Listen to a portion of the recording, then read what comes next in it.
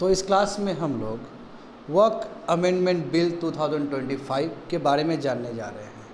अब खैर ये बिल नहीं रहा, ये अब एक्ट बन चुका है, क्योंकि प्रेसिडेंशियल जो नोड है, जो प्रेसिडेंशियल जो ऑर्डर है वो मिल चुका है। अब सोचो ये बिल कैसा बिल रहा, और रात तक लगभग 3 बजे तक डिबेट हुआ है लोकसभा में, रात तक डिबेट हुआ है। और राज्यसभा में भी कुछ ऐसा ही स्थिति था, यानी कि जिसने पूरा नेशंस को डिबेट पे, इतना कम्प्रिहेंसिव डिबेट पे मजबूर कर दिया, तो वो बिल में कुछ दम होगा, वो बिल अपने आप में बहुत इम्पॉर्टेंट होगा। और इसमें बहुत सारे चीज़ चेंज किए गए हैं, और वही चेंज की वजह से जो एक समाज, मुस्लिम कम्युनिटी, ठीक है, उनको लगता है कि कुछ गड़बड़ हुआ है। मगर जब इस चीज़ को समझोगे तो पता चलेगा कि बहुत जगह पे रिफॉर्म्स लाया गया, जो कि ज़रूरी भी है। और at the same time critics का भी अपना पॉइंट समझोगे कि यदि कोई चीज़ को चेंज किया गया तो उसका निगेटिव यूज़ क्या हो सकता है। और एट द सेम टाइम हमें ये भी समझना होगा कि ये जो वाक जो लैंड है, वाक प्रॉपर्टी जो हो गया, तो इसमें भी बहुत कुछ गलत चीज़ चल रहा था। जैसे अभी जो रिसेंट टाइम में जो अतीक अहमद और उसका जो भाई था अशरफ, ये दोनों का डेथ हुआ ना, इनकाउंटर हुआ था, तो ये लोग का भी अच्छा खासा प्रॉपर्टी, वर्क प्रॉपर्टी का अच्छा खासा जो प्रॉपर्टी है इसने कब्जा कर रखा था। Is a very bad.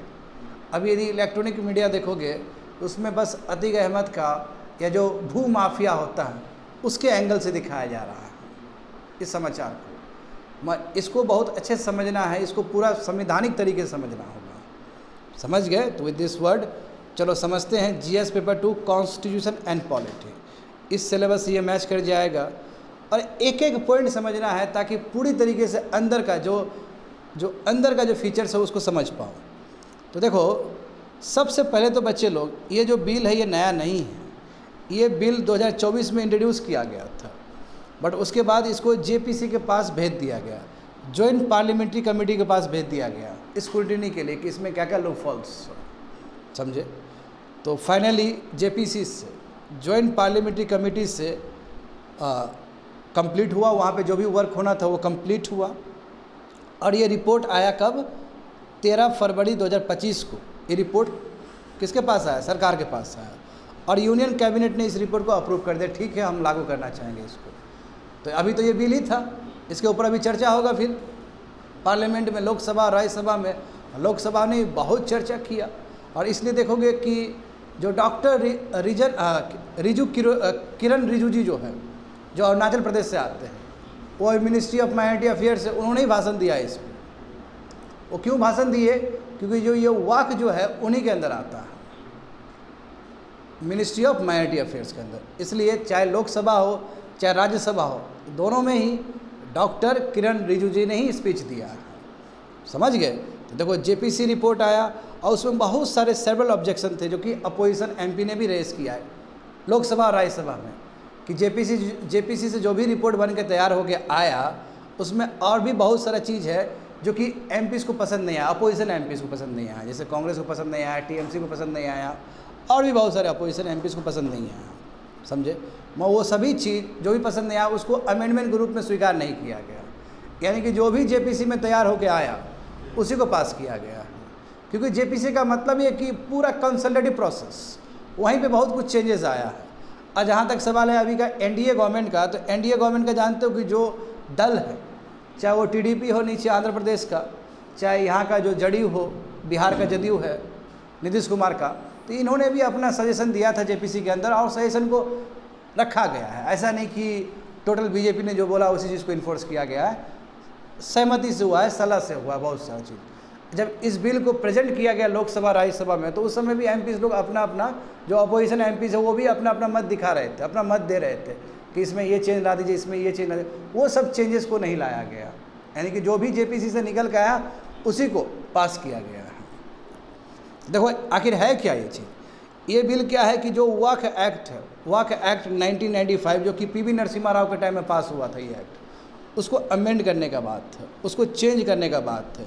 यानी कि जो वक्फ प्रॉपर्टी जिस तरह एडमिनिस्टर हो रहा था अभी तक, उसमें चेंजेस का बात है। और इसमें देखो कि गवर्नमेंट का रोल बहुत इंपॉर्टेंट हो जाता है, सेंट्रल गवर्नमेंट का रोल बहुत इंपॉर्टेंट हो जाता है अभी के एक्ट के हिसाब से, क्योंकि अब एक्ट बन चुका है। तो गवर्नमेंट का रोल बहुत इंपॉर्टेंट हो जाता है कि हाउ टू रेगुलेट वर्क प्रॉपर्टीज़, और कोई भी डिस्प्यूट हो तो किस तरह सुलझाया जाए। क्योंकि पहले क्या था कि कोई भी डिस्प्यूट हो जाता था तो वर्क ट्रिब्यूनल जो बोल दिया वही बोल दिया, उसके बाद वो आगे जा ही नहीं सकता है केस, ना ही हाई कोर्ट में जा सकता है ना ही सुप्रीम कोर्ट में जा सकता है। बट अब ये प्रोविज़न है कि यदि ट्राइब्यूनल ने कोई फैसला सुना दिया तो विद इन स्पेसिफिक डे आप हाई कोर्ट में भी जाके अपना वर्डिक्ट को चैलेंज कर सकते हो। तो ये अच्छा चीज़ है। जब हर जगह ये व्यवस्था है तो वर्क प्रॉपर्टी का डिस्प्यूट को लेकर क्यों ना हो इस तरह का व्यवस्था। बात समझ गए। तो ये जो रिवाइज वर्जन है, यानी कि जो जेपीसी से निकल के आया है अमेंडमेंट बिल जो भी है वर्क को लेके, इसी को उम्मीद कहा जा रहा है। उम्मीद का मतलब क्या है? Unified work management, empowerment, efficiency and development, that is उम्मीद। यानी कि वर्क प्रॉपर्टी को और अच्छे से मैनेज किया जाएगा और अच्छे से एम्पावर्ड किया जाएगा, अच्छे तरीके से एफिशिएंट तरीके से मैनेज किया जाएगा, अच्छे तरीके से डेवलप किया जाएगा। इसी का फुल फॉर्म क्या है? उम्मीद है। तो उम्मीद अब एक्ट बन चुका है, समझ गए। हाँ, तो पहले समझते हैं आखिर वाक का मतलब क्या होता है इस्लामिक लॉ में। वाक का मतलब क्या है? तो वाक का मतलब कोई भी प्रॉपर्टी हो सकता है जो कि अल्लाह के नाम पे दिया जाए। यदि गॉड के नाम पे, इस्लाम के जो गॉड है, अल्लाह के नाम पे कोई भी प्रॉपर्टी दिया जाए तो क्या हो? वक्फ कहलाएगा। और ये प्रॉपर्टी मूवेबल प्रॉपर्टी भी हो सकता है, इमूवेबल प्रॉपर्टी हो सकता है। इमूवेबल प्रॉपर्टी का मतलब लैंड जो कि मूव नहीं हो सकता है, या कोई भी आप पैसा दे रहे हो तो वो भी वक्फ हो सकता है। पैसा क्या है? मूवेबल चीज़ है। कोई भी ऑब्जेक्ट क्या है? मूवेबल चीज़ है। बट लैंड क्या है? इमूवेबल चीज़ है। तो वक्फ रिफर्स टू अ प्रॉपर्टी। वक्फ का मतलब वो प्रॉपर्टी जो कि गॉड के नाम पे दिया गया हो। और किस पर्पज़ से? चैरिटेबल एंड रिलीजियस पर्पज़ से। वहाँ पे दरगाह बनाया जाएगा, वहाँ पे मस्जिद बनाया जाएगा, वहाँ पे बच्चे लोग पढ़ेंगे। चैरिटेबल पर्पज़ के लिए दिया आता है, समझ गए। हाँ, तो इसमें मूवेबल और इमूवेबल प्रॉपर्टी दोनों ही आ सकता है। और हमारा जो चर्चा का विषय है वो ज़्यादातर इमूवेबल प्रॉपर्टी पे बात होगा, क्योंकि लैंड से रिलेटेड है वो चीज़, समझे। और ये इसलिए दिया आता है बच्चे लोग भगवान के नाम पे, अल्लाह के नाम पे इसलिए दिया आता है ताकि क्या हो सके? पब्लिक गुड हो सके, वेलफेयर हो सके, चैरिटेबल वाला काम हो सके, समझे। तो वर्क कैन बी इस्टाब्लिश। और वर्क कैसे इस्टाब्लिश हो सकता है? फॉर्मल डीड से भी हो सकता है, इंस्ट्रूमेंट से भी हो सकता है, समझे ना। और वो क्या होगा? जो भी वर्क बन गया प्रॉपर्टी वो चैरिटेबल पर्पज़ से ही होगा, और कितना समय तक का भी हो सकता है। यानी कि कैरेक्टर चेंज नहीं हो सकता। कोई भी चीज़ यदि वर्क प्रॉपर्टी हो गया तो उसका कैरेक्टर चेंज नहीं हो सकता। वो रिलीजियस पर्पज़ के लिए रहेगा, वो चैरिटेबल पर्पज़ के लिए ही रहेगा, समझ गए। तो work can be established through a formal deed और इंस्ट्रूमेंट, और a property can be deemed work if it has been use for religious और charitable purpose over an extended period. यानी कोई भी प्रॉपर्टी वर्क हो सकता है यदि उसको रिलीजियस पर्पज़ से, चैरिटेबल पर्पज़ से लंबा समय तक के लिए उसको यूज़ किया जाए, और इसका कैरेक्टर आप अल्टर नहीं कर सकते। मैं हो क्या रहा था रियलिटी में जो रिपोर्ट आया है, क्योंकि सच्चर कमेटी ने भी इसके ऊपर रिपोर्ट दिया है। अब तुम खुद देखो, वर्क प्रॉपर्टी लैंड वाइज देखोगे तो 8 to 9 लाख हेक्टर है, जो कि इंडिया में 3rd पोजीशन पे आता है। पहला क्या है? आर्म फोर्सेस का, सेकंड क्या है? रेलवे है, और थर्ड तुम्हारा वर्क प्रॉपर्टी है। और हम जानते हैं कि वर्क प्रॉपर्टी पे जो भू माफिया लोग हैं, बहुत सारा जगह भू माफिया भी कैप्चर करके रखे हैं। जैसे अतीक अहमद का केस देख लो उत्तर प्रदेश का, या उसका भाई का देख लो, अशरफ देख लो, या इस तरह के बहुत सारे लोग सब।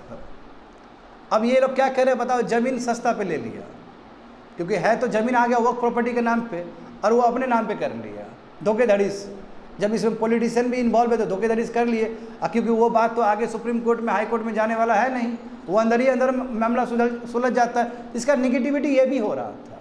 हम ये नहीं कहेंगे कि वर्क प्रॉपर्टी पूरी तरीके से निगेटिव चीज़ है, मैं इसका जिस तरह मैनेजमेंट होना चाहिए था।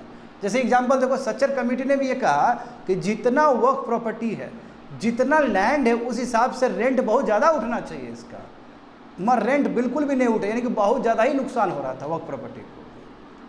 बात समझे। जैसे मान लो कि कोई महानगर में वर्क प्रॉपर्टी है, हैदराबाद में वर्क प्रॉपर्टी है, दिल्ली में वर्क प्रॉपर्टी है, तो यदि उसको रेंटल पे दिया जाएगा तो कितना ज़्यादा पैसा जनरेट हो सकता है। मैं उसको रेंट पे नहीं दिया जा रहा है और उस पर दूसरा कोई कब्जा कर बैठा हुआ है, तो कितना सरकार को नुकसान हो रहा है सोचो। हाँ, ये इम्पॉर्टेंट चीज़ है। तो जो प्रोसीड्स आएंगे, जो भी पैसा कमाई होगा इस प्रॉपर्टी से, वो जाएगा मस्क को मेंटेन करने के लिए, है ना, जो भी स्कूल फंडेड स्कूल से गरीब लोग के लिए जो भी स्कूल बनाएगा उसको फाइनेंशियली हेल्प करने के लिए पैसा जाएगा इस प्रॉपर्टी से। जो भी इसको रेंट में दिया जाए किसी से तो पैसा कमाई होगा, यदि रेंट में किसी भी रूप में दिया जाए जो भी प्रोसीड्स कमाई होगा वो सब स्कूल चलाने में, मस्क चलाने में, चैरिटेबल चीज़ चलाने में काम आता है। समझ गए? तो ये हो गया स्टूडेंट्स। हाँ, कितना इम्पोर्टेंट चीज़ है, कभी भी कोई भी प्रॉपर्टी वक्फ प्रॉपर्टी डिक्लेयर हो जाए तो the property can not be transferred through inheritance, sold और गिवन अवे। एक बार यदि कोई डील हो गया कि ये प्रॉपर्टी वक्फ प्रॉपर्टी है तो आप दूसरे को नहीं दे सकते। ऐसे मान लो कि हम फादर हैं, हमने क्या किया, कोई हमारा ज़मीन हमने वक्फ को दे दिया तो वो चीज़ फिर हमारे बेटे को नहीं मिल सकता क्योंकि वो दान में चला गया। एक बार आपने दे दिया, इनहेरिटेंस से आपने बेच दिया, सोल्ड कर दिया, दे दिया, तो फिर वो रिटर्न नहीं आ सकता। ये भी एक अपने आप में कंटेंशन है। और इसमें देखो एक नॉन मुस्लिम भी गिफ्ट दे सकता है वक्फ प्रॉपर्टी, यानी कोई भी प्रॉपर्टी वक्फ को दे सकता है, कोई भी प्रॉपर्टी अल्लाह के नाम पे दे सकता है एक नॉन मुस्लिम भी। अच्छा, ये चीज़ को भी चेंज किया गया इस बार एक्ट में।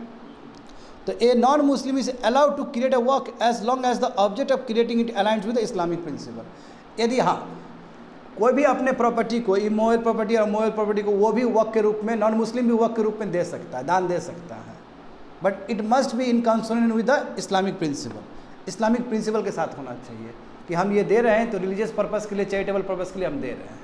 हाँ, दानी लोग होते ही हैं पूरा भारत में, है कि नहीं? बताओ तो एक से एक लोग होंगे।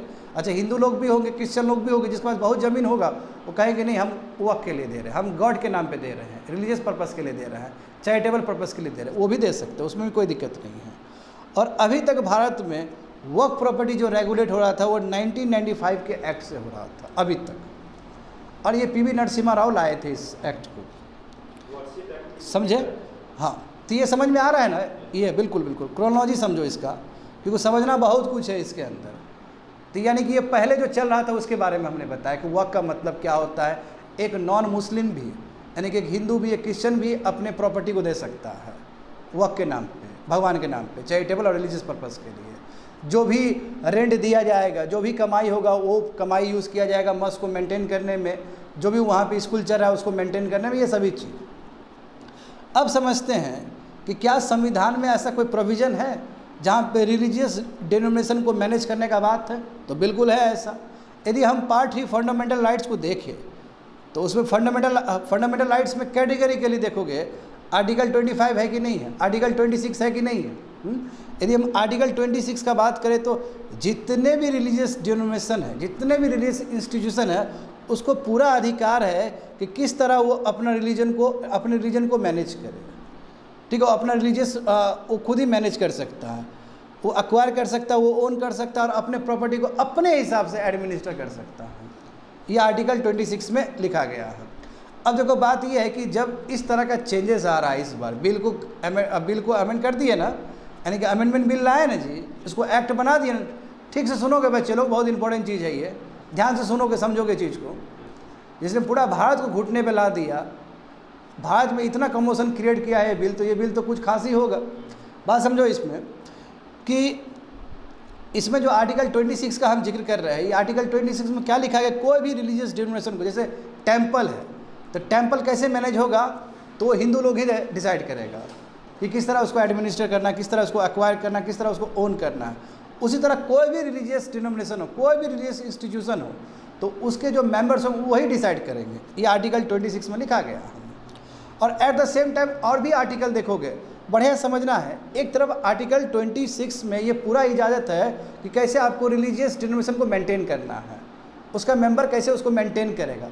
But at the same time यदि तुम ठीक से article 25 clause 2 clause A, article 25 clause 2 clause B को देखोगे, नहीं 2 क्लॉज को देखोगे, तो तुमको पता चलेगा वहाँ पे कि जो आर्टिकल 25 क्लॉज 2 क्लॉज ए, उसमें यह भी लिखा गया है कि स्टेट एम्पावर्ड है कि for political consideration, for social justice, for economic justice, वो रिलीजियस डिनोमिनेशन में भी इंटरफेयर कर सकता है। तो एक तरफ संविधान ने क्या किया कि ये कहा कि कैसे रिलीजियस मेंटेन करना है, कलेक्टिवली कैसे रिलीजन को चलाना है, कैसे मंदिर को चलाना है, कैसे गिरजाघर को चलाना है, ये पूरा मेंबर्स को इजाज़त दे दिया। But at the same time eight the same time संविधान ने स्टेट को भी एम्पावर किया है कि सोशल जस्टिस के नाम पे, सोशल जस्टिस, हाँ, इकोनॉमिक जस्टिस के नाम पे आप इंटरवीन भी कर सकते हो वो मैरिज प्रॉपर्टी में। आर्टिकल 25 क्लॉज 2 क्लॉज ए, और at the same time article 25 clause 2 clause B, ये भी क्लॉज है। तो आर्टिकल 25 क्लॉज 2 क्लॉज बी, इसमें क्या लिखा गया है? इसमें ये लिखा गया है कि हिंदू टेम्पल होना चाहिए, ओपन टू ऑल होना चाहिए। क्योंकि हिंदू टेम्पल में पहले क्या होता था कि छोटे जात लोग को, छोटे कास्ट वाले लोग को एंट्री करने का मौका नहीं मिलता था। तो इसलिए स्टेट पूरी तरीके से एम्पावर्ड है कि टेम्पल को पूरा ओपन कर दिया जाए हर कम्युनिटी के लिए। तो आर्टिकल 25 क्लॉज 2 क्लॉज बी वो भी है।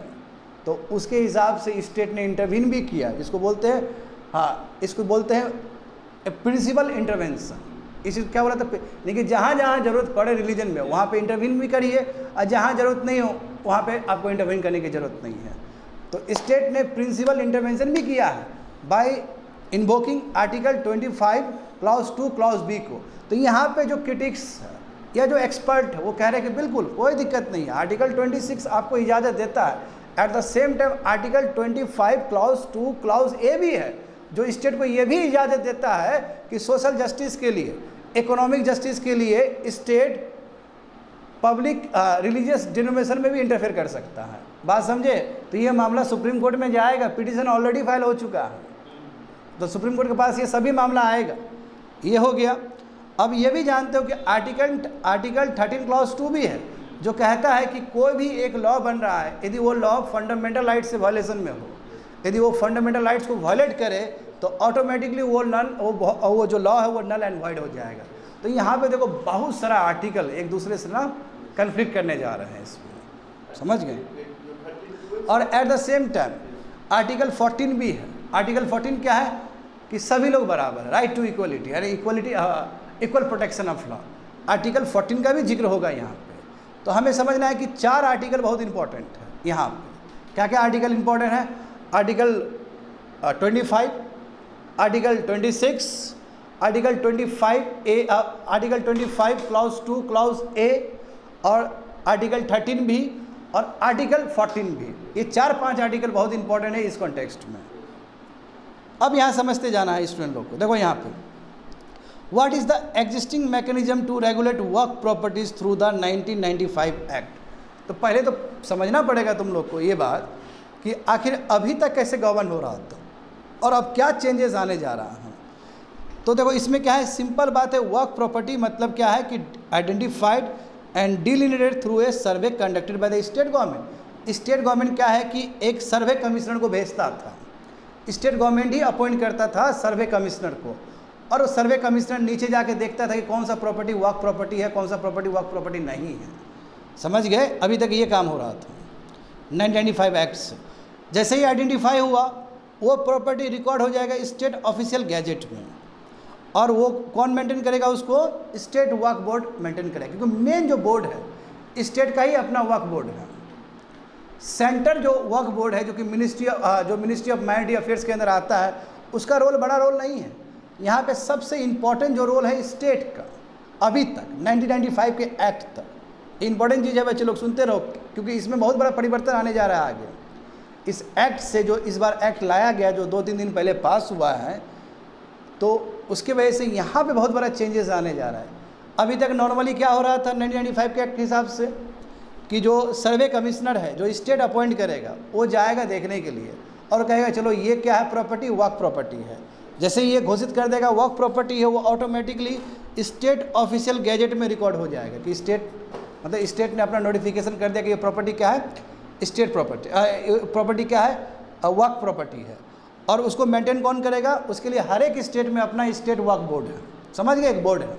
अच्छा, उस बोर्ड को एडमिनिस्टर करने वाला कौन होगा?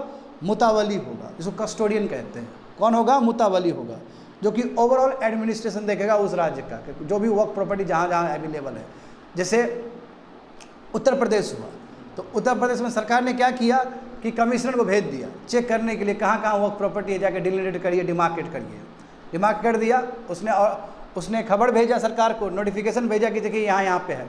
ऑफिशियल गैजेट नोटिफिकेशन भी निकल गया, उसका जो भी कस्टोडियन है मुतावली क्या करेंगे, ओवरऑल एडमिनिस्ट्रेशन देखेंगे उस राज्य में कि कहाँ पे किस तरह हो रहा है, कहाँ पे चैरिटेबल ट्रस्ट चल रहा है, वहाँ पे कहाँ पे किस तरह स्कूल चल रहा है, कैसे मस्क चल रहा है, वो मुतावली देखेंगे। समझ गए ना। और ये भी देखो बच्चे लोग, बहुत खास चीज़ है, ये भी ट्रस्ट की तरह ही, जैसे वक्फ जो बोर्ड है, स्टेट का वक्फ बोर्ड है, वो भी ट्रस्ट की तरह ही इस्टेब्लिश हुआ है।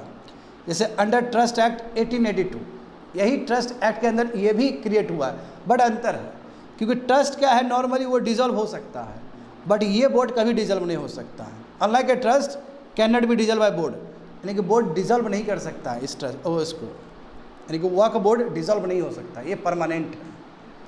तो अब समझो, कैरेक्टर समझो ना, यानी कि इसलिए कहते हैं कि 1995 के एक्ट में बहुत प्रोविज़न था ऐसा, जो कि पूरी तरीके से रिजिड कर रहा था इसको, पावर बहुत ज़्यादा दिया गया था। ये डिजॉल्व कभी नहीं हो सकता ये बोर्ड परमानेंट होगा।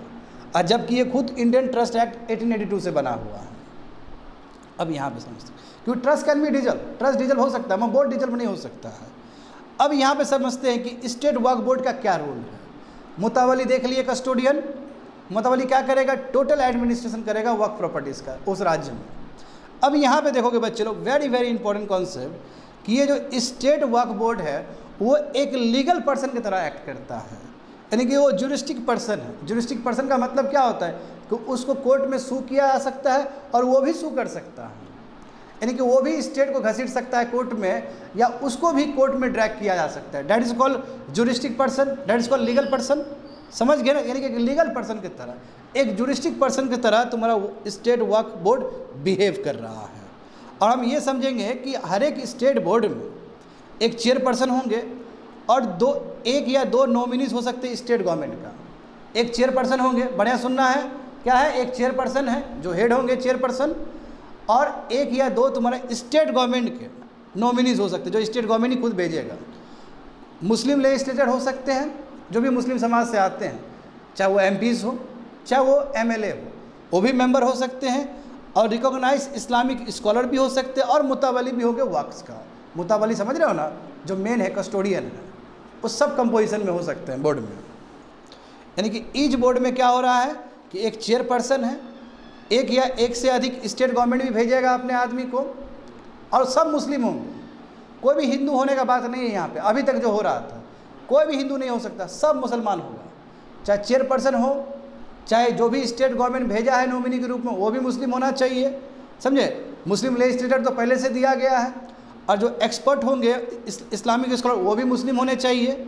अब मुतावली भी क्या होगा, मुस्लिम होगा। यानी कि जितने भी मेंबर्स थे वो सब मुस्लिम थे अभी तक, और ये कोई बड़ी बात नहीं है मुस्लिम है तो, क्योंकि आर्टिकल 26 इजाज़त देता है इस चीज़ का कि आपका रिलीजियस डिनोमिनेशन को आपका अपना मेंबर ही मैनेज कर सकता है उसके अफेयर्स को। बात समझ गई, कोई बड़ी बात नहीं है।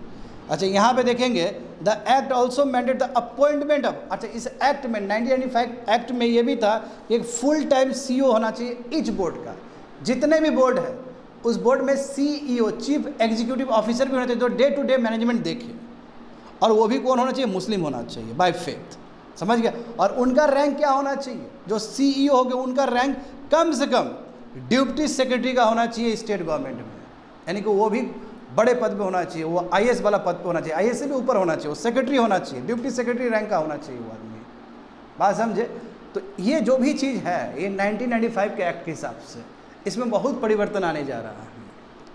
तो क्या समझे यहाँ पे हम लोग, हमें यहाँ पे ये समझे कि जो स्टेट वक्फ बोर्ड है, क्या वो लीगल पर्सन है, उसको सू किया जा सकता है, और वो भी सू कर सकता है किसी भी कोर्ट ऑफ लॉ में। नंबर 1, हर एक जितना भी स्टेट वक्फ बोर्ड होगा उसके एक चेयरपर्सन होंगे, एक या दो नॉमिनीज आएंगे स्टेट गवर्नमेंट से, मुस्लिम लेजिस्लेटर भी होंगे, इस्लामिक स्कॉलर्स भी होंगे उसके अंदर, और मुतावली भी होंगे जो कस्टोडियन होंगे। ठीक है। तीसरा चीज़ क्या है कि एक फुल टाइम CEO भी होंगे, चीफ एग्जीक्यूटिव ऑफिसर भी होंगे, और ये इनका जो रैंक कम से कम, ये जो भी व्यक्ति है, फर्स्ट तो ये मुस्लिम होना चाहिए, फर्स्ट CEO भी मुस्लिम होना चाहिए, नंबर 1, हाँ मुस्लिम होना चाहिए। और नंबर 2 क्या है इनका क्राइटेरिया, वही must be a Muslim by faith, समझ गए ना, मुस्लिम बाय फेथ होना चाहिए। और सेकंड क्राइटेरिया क्या है कि कम से कम इनका रैंक डिप्टी सेक्रेटरी का होना चाहिए स्टेट गवर्नमेंट का। And the Waqf Board is authorise to manage Waqf property and take measures to loss asset, यानी कोई भी एसेट लॉस हुआ है, कोई भी एसेट्स के ऊपर किसी ने क्लेम किया है, तो उसको पूरी तरीके से रिकवर करने का पावर पूरी तरीके से बोर्ड के पास है। यानी कि बोर्ड पूरी तरीके से क्या करेगा, उसका जो प्रॉपर्टी है उसको मैनेज करेगा, उसको एडमिनिस्टर करेगा। यदि किसी ने इसका प्रॉपर्टी को क्लेम भी किया है, वक्फ बोर्ड का प्रॉपर्टी को, तो कोशिश करेगा कि जो भी प्रॉपर्टी क्लेम किया उसको फिर से हम, या कोई भी दखल कर लिया, कोई भी कैप्चर कर लिया उस प्रॉपर्टी को, तो वक्फ बोर्ड कोशिश करेगा कि उसको फिर से हम रिकवर करें। यानी कि फुल पावर है, ठीक है। 1995 के एक्ट में पूरा पावर वक्फ बोर्ड को दिया गया है। अब यहाँ पे बात करते हैं कि सेंट्रल गवर्नमेंट का क्या रोल है अभी तक 1995 के एक्ट में। तो सेंट्रल गवर्नमेंट का रोल कोई बड़ा रोल नहीं है बच्चे, अब से सेंट्रल गवर्नमेंट का रोल बहुत बड़ा होने जा रहा है। तो अभी तक क्या था, एज पर 1995 एक्ट एक सेंट्रल वर्क काउंसिल होंगे जो कि केवल एडवाइजरी बॉडी होगा। देखो केवल एडवाइजरी बॉडी है जो कि मिनिस्ट्री ऑफ माइनॉरिटी अफेयर्स के अंदर रहेगा, समझ गए। वही डॉक्टर किरण रिजिजू के अंदर, जो कि अभी मिनिस्ट्री ऑफ माइनॉरिटी अफेयर्स है, और वो समझ गए ना, मिनिस्ट्री ऑफ माइनॉरिटी अफेयर्स के जो मिनिस्टर है कौन है, डॉक्टर किरण रिजिजू है। अब देखो काउंसिल का काम क्या है, काउंसिल का काम है ये है बच्चे लोग कि यूनिफॉर्म एडमिनिस्ट्रेशन, यानी कि पूरा देश वर्क प्रॉपर्टी के ऊपर कैसे एडमिनिस्ट्रेशन किया जाए वो एडवाइस करेंगे, वो गाइडलाइंस प्रोवाइड करेंगे स्टेट सबको भी। यानी कि इनका जो रोल है पूरी तरीके से एडवाइजरी रोल है, समझ गए। And it also advises the government on work related issues including policy formulation, implementation of work laws and resolution of inter state dispute. यानी कि ये जो सेंट्रल गवर्नमेंट का जो रोल है, यानी कि सेंट्रल वर्क काउंसिल का जो रोल होगा, ये क्या होगा कि यूनियन गवर्नमेंट को भी बहुत सारे चीज़ को लेकर एडवाइस करेगा, कैसे पॉलिसी बनाया जाए वर्क प्रॉपर्टी को मैनेज करने के लिए, कैसे वर्क लॉज को इम्प्लीमेंट किया जाए, और कोई भी मान लो डिस्प्यूट है, इंटर स्टेट कोई डिस्प्यूट है वर्क प्रॉपर्टी को, उसको कैसे रिजॉल्व किया जाए। तो ये जो सेंट्रल वर्क काउंसिल ये एडवाइस देगा सरकार को। सब कुछ चल रहा है, कहने का मतलब ऑल टुगेदर अभी तक सेंटर का जो रोल था वो बहुत एडवाइजरी था, और जो मेन रोल है वो स्टेट का अपना वर्क बोर्ड में, वर्क बोर्ड के पास है, बहुत ज़्यादा ही पावर है। अब यहाँ पे समझोगे तो ये सब चीज़ तो हो गया, ये तो 1995 के एक्ट के हिसाब से समझे।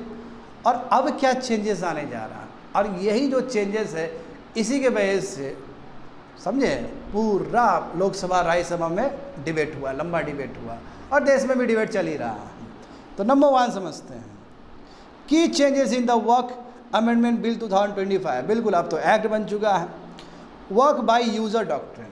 अच्छा पहले क्या था कि बिना कोई फॉर्मल्टेशन का, बिना कोई डॉक्यूमेंटेशन का, खाली मुंह से ही भरबली बोल दिया और वर्क प्रॉपर्टी में कन्वर्ट हो गया। यानी कोई भी चीज़ हम मुंह से ही बोल दिए कि ये जो चेयर है क्लास में जो बैठे हुए ये चेयर वर्क का है, तो वर्क का हो गया। अब उसके लिए कोई डॉक्यूमेंटेशन भी नहीं है, ये आपसे नहीं होगा।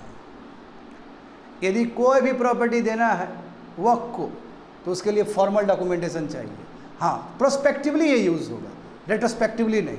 कि यदि रेट्रोस्पेक्टिवली बात होता तो पहले बहुत सारा ज़मीन जो गया है वर्क प्रॉपर्टी के अंदर उसमें फिर सवालिया निशान उठता, इसलिए ये बात को मंजूरी दिया है कि ये प्रोस्पेक्टिवली होगा। आज के डेट से कोई भी ज़मीन, कोई भी मूवेबल और इमूवेबल प्रॉपर्टी वर्क को देता है तो उसका फॉर्मल डॉक्यूमेंटेशन होना चाहिए। बात समझ में आया? तो वही वर्क बाय यूजर डॉक्ट्रिन, इसी को वर्क बाय यूजर डॉक्ट्रिन का मतलब क्या है, ये इस्लामिक लीगल ट्रेडिशन से रिलेटेड है। इसमें कहा गया कि रिलीजियस और चैरिटेबल जो भी इंडोमेंट होगा वो हाँ based on their uninterrupted communal use even in the absence of formal documentation. बिना फॉर्मल डॉक्यूमेंटेशन से भी हम क्या कर सकते हैं, पास ऑन कर सकते हैं अपना प्रॉपर्टी को रिलीजियस और चैरिटेबल पर्पज़ के लिए। मैं ये डॉक्ट्रिन अब ख़त्म।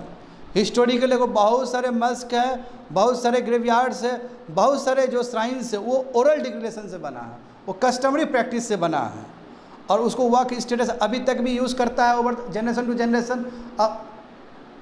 और ऐसे प्रॉपर्टी के ऊपर उन लोगों के पास फॉर्मल डॉक्यूमेंटेशन नहीं है, तो बेचारे इन लोगों को भी बढ़ाई प्रूव करने में बहुत मुश्किल हो जाएगा। ये भी बात सत्य है कि बहुत सारी चीज़ तो जनरेशन टू जनरेशन चल रहा है, तो कोई बात नहीं है, पहले वाला कोई चीज़ नहीं होगा।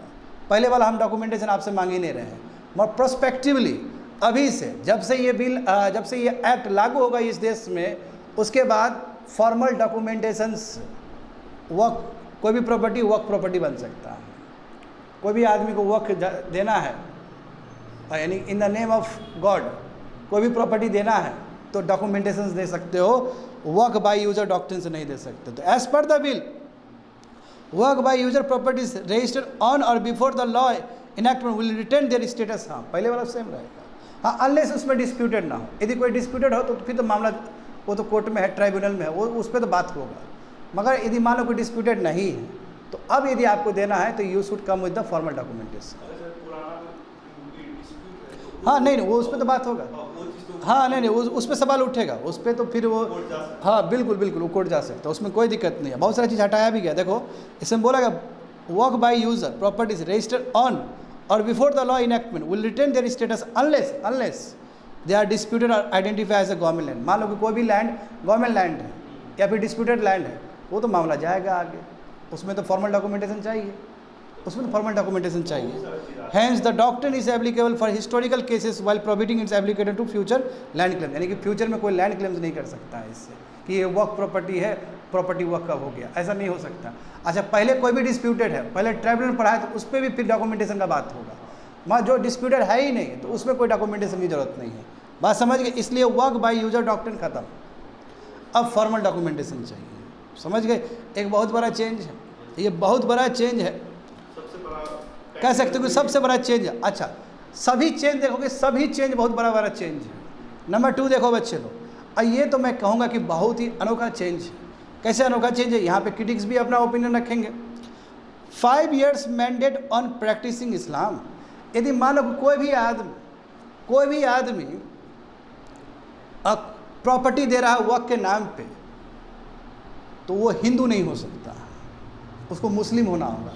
और ऑर्डिनरी मुस्लिम भी नहीं, कम से कम 5 साल वो मुस्लिम प्रैक्टिस किया हो तब। ये बड़ी बात है ना, बहुत बड़ी बात है। यानी कि कोई हिंदू दे ही नहीं सकता है अब वक़्त को प्रॉपर्टी अपना, और मुसलमान भी नहीं दे सकता है। मुसलमान को यदि देना होगा तो कम से कम 5 साल मुसलमान ने मुस्लिम वाला चीज़ प्रैक्टिस किया हो। ऐसा भी तो हो सकता है कल हिंदू थे आज मुसलमान बन गए, तो आज मुसलमान बन जाओगे तो आज तुम नहीं दोगे, कम से कम तुम 5 साल तक तुमको दिखाना होगा कि तुमने मुस्लिम प्रैक्टिस किया है, मुस्लिम लॉ को प्रैक्टिस किया, तुम अब सच में ही मुस्लिम हो गए। इसके लिए 5 years आपको वेट करना पड़ेगा, and then you can give the gifts in the name of वर्क, in the name of God. अच्छा यहाँ पे क्रिटिसिज्म है, यहाँ पे क्रिटिक्स क्या बोलते हैं कि धर्म ऐसा चीज़ है कि कई लोग प्रैक्टिस नहीं करते, मन के अंदर भी रखते हैं, मन के अंदर भी रखते हैं, और उसके दिल में अब श्रद्धा आ गया कि हम वक़्त को अपना प्रॉपर्टी दान करें, तो उसके लिए तो बहुत बड़ा रिस्ट्रिक्शन है। क्योंकि समाज में बहुत तरह के लोग होते हैं जिसके पास प्रॉपर्टी ही प्रॉपर्टी है, और जो चाहेंगे दान देने में तो कहीं ना कहीं आप उसको रोक रहे हो। और जो कल हिंदू था, कल क्रिश्चियन था, जो भी है, बाय कोइंसाइडेंस उसने इस्लाम कबूल कर लिया, तो उसको भी तो इजाज़त होना चाहिए। कहीं ना कहीं आर्टिकल 14 का वायलेशन है यहाँ पे। कैसे वायलेशन है? देखो जो 5 साल जो प्रैक्टिस कर चुका है मुस्लिम, जो वेल फ्लेज मुस्लिम है, वो तो अपना प्रॉपर्टी दान कर सकता है, मगर जो अभी रिसेंटली जो मुस्लिम बना है, 5 साल से पहले मुस्लिम बना, वो दान नहीं कर सकता है। तो आर्टिकल 14 का वायलेशन हो रहा है कि नहीं हो रहा है? बताओ। राइट टू इक्वलिटी का वायलेशन, दोनों को ही दान करने का पावर होना चाहिए। तो ये अपना क्रिटिसिज्म होगा क्रिटिक्स का, जो देखा जाएगा कोर्ट में। तो देखो वही चीज़ वहाँ पे लिखा गया है कि अप्रहेंशन अभी भी है कि यस इंडिविजुअल को, है ना। अब कैसे इंडिविजुअल डेमोन्स्ट्रेट कर सकता है कि वो 5 साल से मुस्लिम धर्म फॉलो कर रहा है? ये भी अपने आप में एक अपने आप में बहुत मुश्किल डेमोन्स्ट्रेट है, कि मुश्किल ही चीज़ है कि कैसे वो अपने आप को दिखाए कि हम हाँ मुस्लिम धर्म 5 साल से निभा रहे हैं। नंबर 1। एंड क्रिटिक्स ये भी कहते हैं कि इसे जो पोटेंशियल डोनर्स था, जो हिंदू समाज से हो सकते हैं, क्रिश्चियन समाज से हो सकते हैं, किसी भी समाज से हो सकते हैं, अच्छा काम के लिए तो कोई भी डोनेट कर देता है, तो वो सब नहीं दे सकते हैं। इससे क्या होगा, जो रिलीजियस और चैरिटेबल पर्पस का जो एम है वो कहीं ना कहीं ख़त्म हो जाता है। ठीक है, वैलिड क्रिटिसिज्म। मत देखो ये कितना बड़ा कह सकते हो कि क्लॉज है कि 5 years मैंडेट, 5 साल मैंडेट, यानी कि आपको इस्लाम धर्म कम से कम 5 साल से आपको फॉलो किया होना चाहिए, तभी जाके आप कोई भी वक़्त को अपना प्रॉपर्टी दे सकते हो दान में, चैरिटेबल पर्पस के लिए। ये देखो अब यहाँ पे देखो, inclusion of non Muslims in Waqf institution, देख रहे हो। अब जो वक्फ बोर्ड है उसमें नॉन मुस्लिम्स भी होंगे। अब गजब बात तो ये है कि CEO भी नॉन मुस्लिम हो सकते हैं। बड़ी बात ये है, जो चीफ एग्जीक्यूटिव ऑफिसर है, जो सबसे मेन आदमी है, वो नॉन मुस्लिम भी हो सकता है। कम से कम हर एक स्टेट के बोर्ड में कम से कम 2 नॉन मुस्लिम होना चाहिए, 2 कंपलसरी है 2। हाँ मेजोरिटी मुस्लिम ही होगा बोर्ड का, मेजोरिटी जो मेंबर होंगे वो मुस्लिम ही होंगे, मगर 2 मेंबर कंपलसरी है कि वो नॉन मुस्लिम होना चाहिए। नॉन मुस्लिम में कोई भी हो सकता है, हिंदू भी हो सकता है, क्रिश्चियन भी हो सकता है, बात समझे, वो सिख भी हो सकता है। तो बिल ने ये मैंडेट किया है कि चाहे सेंट्रल वर्क काउंसिल हो चाहे स्टेट वर्क बोर्ड हो, दोनों ही बोर्ड में, दोनों ही, एक काउंसिल एक बोर्ड, यानी कि सेंट्रल लेवल और स्टेट लेवल का, सेंट्रल वर्क काउंसिल और स्टेट वर्क बोर्ड में कम से कम 2 नॉन मुस्लिम मेंबर्स मैंडेटरी होना चाहिए, कंपलसरी होना चाहिए, समझ गए। हाँ, और बिल में ये भी बोला गया है कि जो स्टेट गवर्नमेंट के जो रिप्रेजेंटेटिव होगी, क्योंकि पहले भी था 1995 के एक्ट में कि स्टेट गवर्नमेंट की तरफ से 1 या 2 नॉमिनी हो सकता है, करेक्ट। तो उसी तरह इसमें भी लिखा गया है कि स्टेट गवर्नमेंट के जो रिप्रेजेंटेटिव हो गए वक्फ बोर्ड में, वो किस लेवल पे होना चाहिए, कम से कम वो जॉइंट सेक्रेटरी लेवल पे होना चाहिए, लेवल ऑफिसर होना चाहिए, जॉइंट सेक्रेटरी लेवल के ऑफिसर होने चाहिए, मतलब हायर रैंक के ऑफिसर होने चाहिए। ऐसा नहीं कि आँख उठा किसी को भी आपने डाल दिया पॉलिटिक्स की वजह से, नो, आप ऐसा नहीं कर सकते हो। कम से कम उसका रैंक क्या होना चाहिए, जॉइंट सेक्रेटरी लेवल का ऑफिसर होना चाहिए वो, समझ गए। Notably non Muslim will remain in minority, हाँ, चाहे काउंसिल में हो चाहे वक्फ बोर्ड में हो, नॉन मुस्लिम माइनॉरिटी में रहेगा, क्योंकि 2 मेंबर रहेगा, चाहे स्टेट बोर्ड में हो, स्टेट वक्फ बोर्ड में हो, चाहे सेंट्रल वक्फ काउंसिल में हो, जो नॉन मुस्लिम है वो माइनॉरिटी में ही है, अब मुस्लिम ही मेजोरिटी में है इसमें, यानी कि मेंबर ज़्यादा मुस्लिम का ही रहेगा बोर्ड में, चाहे वो काउंसिल का हो सेंट्रल लेवल पे, चाहे वक्फ बोर्ड स्टेट लेवल पे। ये बात में कोई उसमें कोई सेकंड थॉट नहीं है। वक्फ ट्राइब्यूनल, जो ट्राइब्यूनल बनेगा, कोई भी डिस्प्यूट सुलझाना है, यदि मान लो कोई भी डिस्प्यूट, वो भी 3 मेंबर बॉडी बनेगा, उसमें 3 मेंबर होंगे। हाँ, और ईच ट्राइब्यूनल में जितना भी ट्राइब्यूनल बनेगा, हर स्टेट में जितना भी ट्राइब्यूनल बनेगा बच्चे लोग, हर एक ट्राइब्यूनल में एक डिस्ट्रिक्ट जज होंगे, एक डिस्ट्रिक्ट जज रहेंगे, एक जॉइंट सेक्रेटरी लेवल का ऑफिसर होंगे स्टेट गवर्नमेंट का, दूसरा मेंबर, और तीसरा कौन होंगे, जो मुस्लिम लॉ के एक्सपर्ट हैं वो होंगे, समझ गए। तो ये हुआ ट्राइब्यूनल का किस तरह स्ट्रक्चर होगा। एंड अपोजिशन ने ये कहा है, जो भी अपोजिशन एमपीज है उसने कहा है ये बात कि देखिए ऐसा है कि ये पूरी तरीके से आर्टिकल 26 का वायलेशन है। जब रिलीजियस डिनोमिनेशन है, रिलीजियस इंस्टीट्यूशन है, तो ये पूरा मुसलमान ही होना चाहिए इसके अंदर, कैसे आप 2 नॉन मुस्लिम को कंपलसरी कर रहे हैं। तो ये अपना अपोजिशन का आवाज़ है। The inclusion of non Muslim as per the government, और गवर्नमेंट क्या दलील दे रही है कि हमने नॉन मुस्लिम को इसलिए डाला है ताकि एक्सपर्टीज़ और ट्रांसपेरेंसी आ सके, क्योंकि अभी तक और ये बात में दम है, इसलिए दम है क्योंकि अभी जितने भी वक्फ, जो भी स्टेट का वक्फ बोर्ड है, अब उसके अंदर बताओ पॉलिटिशियन सबका मिक्सचर है, कह सकते हो, इंटरफेरेंस है। उसकी वजह से जो वक्फ प्रॉपर्टी में जो रेंट आना चाहिए, वक्फ प्रॉपर्टी का जिस तरह मेंटेनेंस होना चाहिए वो नहीं हो रहा है, उसमें बहुत ही ज़्यादा डिस्क्रिपेंसी है, बहुत ज़्यादा इरेगुलरिटी है। तो इसलिए जब 2 नॉन मुस्लिम समाज के लोग आएंगे तो ट्रांसपेरेंसी बहुत बढ़ेगा, समझे ना, और एक्सपर्टीज भी बढ़ेगा। अब यहाँ पे देखते हैं, senior officer conduct the survey in case of dispute. यदि मान लो कहीं डिस्प्यूट हो गया, अच्छा अभी तक क्या था बच्चे लोग, 1995 के एक्ट हिसाब से क्या था कि कोई भी स्टेट गवर्नमेंट क्या करेगा, स्टेट गवर्नमेंट अपना कमिश्नर सर्वे कमिश्नर को भेजेगा और वो अपना देखेगा कोई भी प्रॉपर्टी को, यदि उसको वक्फ प्रॉपर्टी बनाना है तो वो बोल देगा कि हाँ ये प्रॉपर्टी वक्फ प्रॉपर्टी है, और इस तरह स्टेट का ऑफिशियल गैजेट नोटिफिकेशन में वो नाम आ जाएगा, वो जगह का पता आ जाएगा। सही बात है ना, जो हम लोग पहले पढ़ चुके हैं। अब देखो इसमें क्या बोला कि सीनियर ऑफिसर क्या करेंगे, सर्वे को कंडक्ट करेंगे यदि कोई भी डिस्प्यूट हो तो। Very very important, very important चीज़ है ये, नया ही बिल ने ये कहा कि सीनियर ऑफिसर जिसका रैंक एक डिस्ट्रिक्ट कलेक्टर से ज़्यादा बड़ा होना चाहिए, डिस्ट्रिक्ट कलेक्टर से बड़ा जो सीनियर रैंक्स के जो ऑफिसर है वो क्या करेंगे, सर्वे करवाएंगे, हाँ, वक्फ प्रॉपर्टीज लेके। यदि कोई मान लो कि डिस्प्यूट है तो जहाँ पे गवर्नमेंट क्लेम कर रही है कि ये मेरा प्रॉपर्टी है और वक्फ भी बोल रहा है कि मेरा प्रॉपर्टी है, यदि ऐसा केस हो तो डिस्ट्रिक्ट कलेक्टर से बड़ा रैंक वाला ऑफिसर वो जाके सर्वे करेगा, समझ गए। ये नंबर 1। एडिशनली इसमें यह भी बोला गया कि जो सीनियर जो गवर्नमेंट ऑफिशियल है वो फाइनल आर्बिटर्स होंगे इस डिस्प्यूट में। यानी कि देख रहे हो, इंपॉर्टेंट चीज़ ये है कि पूरा डीएम को, पूरा कलेक्टर को पावर दे दिया गया है। जितने भी सीनियर ऑफिशियल है स्टेट गवर्नमेंट का, जितने भी सीनियर ऑफिसर्स है स्टेट गवर्नमेंट का, वो डिसाइड करेंगे कि ये प्रॉपर्टी वक्फ प्रॉपर्टी है या ये प्रॉपर्टी गवर्नमेंट का प्रॉपर्टी है। तो जाहिर सी बात है गवर्नमेंट का पलड़ा भारी हो जाएगा यहाँ पे, क्योंकि वो जितने भी सीनियर ऑफिसर्स हैं वो गवर्नमेंट की तरफ से काम कर रहे हैं। हाँ, समझे, this senior government officers as the final arbiters in such dispute. अब यहाँ पे देखोगे 1995 का एक्ट की सबके सच पावर्स, अब देखो ये पावर वर्क ट्राइब्यूनल्स को दिया गया था, मैं यहाँ पे ये पावर डीएम को दिया जा रहा है, सीनियर ऑफिसर्स को दिया जा रहा है। 1995 के एक्ट की सबके ट्राइब्यूनल को दिया गया था कि ट्राइब्यूनल जो भी फैसला सुना दे कि ये गवर्नमेंट का है या वक्त का है तो ट्राइब्यूनल का ही बात माना जाएगा। अब वो ट्राइब्यूनल से हटा लिया गया, वो पावर किसको दे दिया गया? सीनियर गवर्नमेंट ऑफिसर को दे दिया गया, वो डीएम को दे दिया गया। अच्छा, the amendment also bars the classification of properties work until the officer submits a final report. देखो कितना बड़ा बात है। अब मुंह उठा के वर्क ये भी नहीं बोल सकता कि ये प्रॉपर्टी मेरा है जब तक फाइनल रिपोर्ट ना आ जाए, जब तक ऑफिसर फाइनल रिपोर्ट सबमिट ना कर दे, जो भी सर्वे में जा रहा है देखने के लिए, वो जब तक फाइनल रिपोर्ट सबमिट ना कर दे तब तक कोई भी प्रॉपर्टी को क्लेम नहीं किया जा सकता, कोई भी प्रॉपर्टी को वर्क प्रॉपर्टी नहीं बताया जा सकता। यदि ऑफिसर को लगता है कि ये प्रॉपर्टी सरकार का प्रॉपर्टी है तो वो तुरंत क्या करेगा? अपडेट करेगा रेवेन्यू रिकॉर्ड्स को और स्टेट गवर्नमेंट को रिपोर्ट करेगा। एंड स्टेट गवर्नमेंट क्या करेगा? फिर इंस्ट्रक्ट करेगा वर्क बोर्ड को कि अमेंड कर दो अपने हिसाब से, क्या कि वो प्रॉपर्टी तुम्हारा नहीं, वो प्रॉपर्टी मेरा है। तो पावर पूरा स्टेट को दिया गया है, स्टेट गवर्नमेंट की तरफ पावर बहुत ज़्यादा दिया गया है। बात समझ गए? तो centralising decision making with the state bureaucracy is to prevent misuse of वर्क लॉ।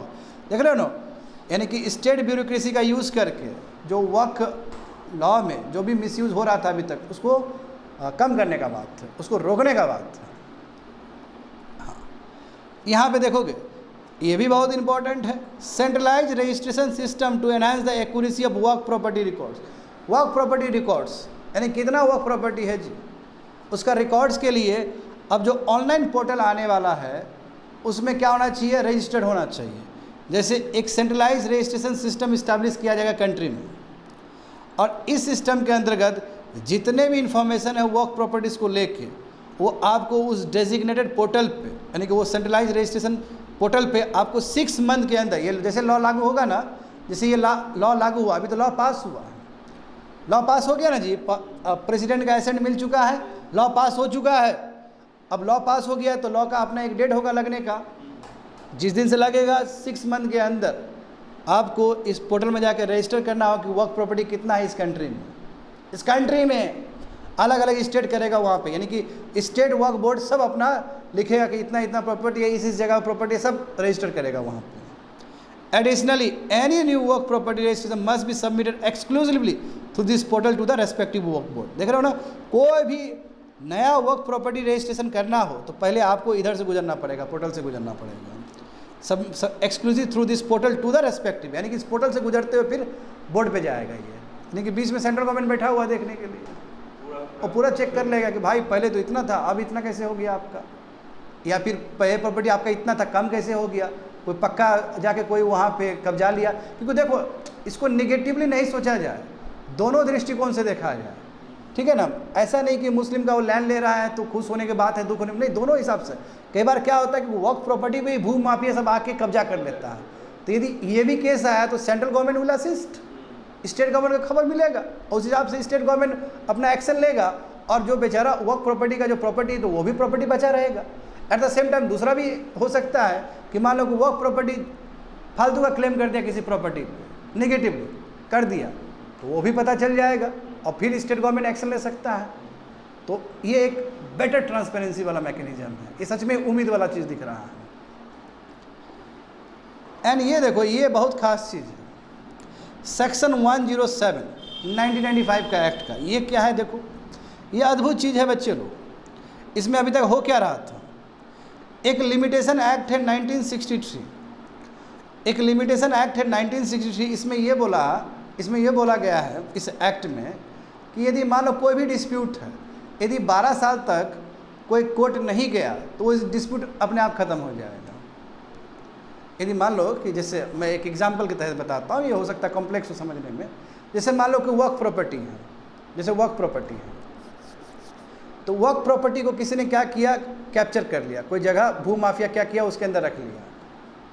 तो लिमिटेशन एक्ट के हिसाब से क्या होता है कि यदि मान लो कि वर्क प्रॉपर्टी, मान लो कि यदि आप कोर्ट में नहीं गए, 12 साल तक नहीं गए, तो 12 साल के बाद यदि जाओगे तो कोई काम का नहीं है, वो केस आपका नहीं सुना जाएगा। इसी को बोलते हैं लिमिटेशन एक्ट 1963। मगर सुनो अच्छे से, मगर अभी तक क्या था कि लिमिटेशन एक्ट 1963 के अंदर वर्क प्रॉपर्टी नहीं आता था। इसका मतलब क्या हुआ कि यदि वर्क प्रॉपर्टी का 20 साल पहले भी कोई ज़मीन ले लिया है तो वो 20 साल बाद भी वो जाके ये बोल सकता है कि मेरा ज़मीन ले लिया है, अब इस पे काम करिए। ट्राइब्यूनल ये नहीं बोल सकता कि हम नहीं काम करेंगे। बात समझ रहे हो क्या बोलना चाह रहे हैं हम?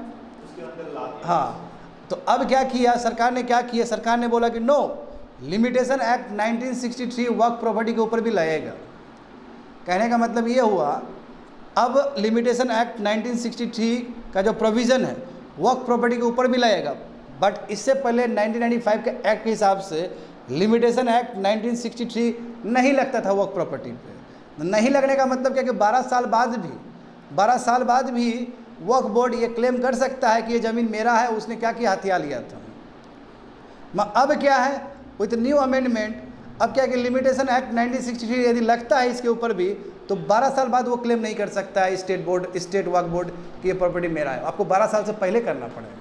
समझे? वही चीज़ है कि बिल ने क्या किया कि सेक्शन 107 1995 को उसको हटा दिया, रिवील कर दिया उस सेक्शन को, जो कि रोक रहा था किसको, लिमिटेशन एक्ट 1963 को रोक रहा था, क्योंकि लिमिटेशन एक्ट 1963 नहीं लग रहा था वो प्रॉपर्टीज़ के ऊपर। समझे? तो वही 1963 का एक्ट है क्या, इसमें स्टैच्यूटरी बार है, यानी कि लॉ के हिसाब से ही बार है कि 12 साल के बाद आप लीगल प्रोसीडिंग नहीं कर सकते हो। बस सेक्शन 107, इसलिए देखो सेक्शन 107 क्या था कि वक्फ बोर्ड जो है 12 साल के बाद भी क्लेम कर सकता है, 12 साल के बाद भी क्लेम कर सकता है। समझ रहे हो ना? 12 साल के यानी कि 20 साल भी हुआ और वक्फ बोर्ड का कोई ज़मीन ले लिया था तो वो 20 साल बाद भी आकर बोल सकता है कि मेरा ज़मीन ये ले लिया। बट अब सरकार ने क्या किया कि 20 साल आपके लिए भी लागू 12 साल आपके लिए भी लागू होता है। लिमिटेशन एक्ट 1963 जो कि हर जगह ही लगता है वो आपके लिए भी लगेगा। आप 12 साल से पहले कोई आप कोर्ट में नहीं गए हो तो अब वो लैंड आपको नहीं मिलने जा रहा, वो केस सॉल्व हो गया, केस वहीं पे ख़त्म हो गया। समझ गए? हाँ, judicial review very very important. ये न्यू बिल में जुडिशियल रिव्यू का बात है। देखो कितना खास बात है इसमें वक्फ का जो ट्राइब्यूनल जो डिसीजन होगा, वक्फ ट्राइब्यूनल डिसीजन का डिसीजन आप क्या कर सकते हो, ऊपर कोर्ट में भी चैलेंज कर सकते हो। 90 डेज़ के अंदर जो भी ट्राइब्यूनल जो भी फैसला सुनाया वो 90 डेज़ के अंदर आप हाई कोर्ट में जाके उसको अपील कर सकते हो। बड़ी बात है, ठीक है, ये बड़ी बात है। पहले क्या था कि आप किसी भी कोर्ट में जाके वो आप अपील नहीं कर सकते हो। अब क्या है कि हाई कोर्ट में आप 90 डेज़ के अंदर ट्राइब्यूनल के ऑर्डर के बाद आप 90 डेज़ के अंदर आप कर सकते हो। कोशिश यही है कि और ट्रांसपेरेंसी आए, ओवरसाइड मैकेनिज्म हो और जो आर्बिट्री पावर है ट्राइब्यूनल का वो घटे। समझ गए? इतना कुछ चेंज आया है। That's it, completed.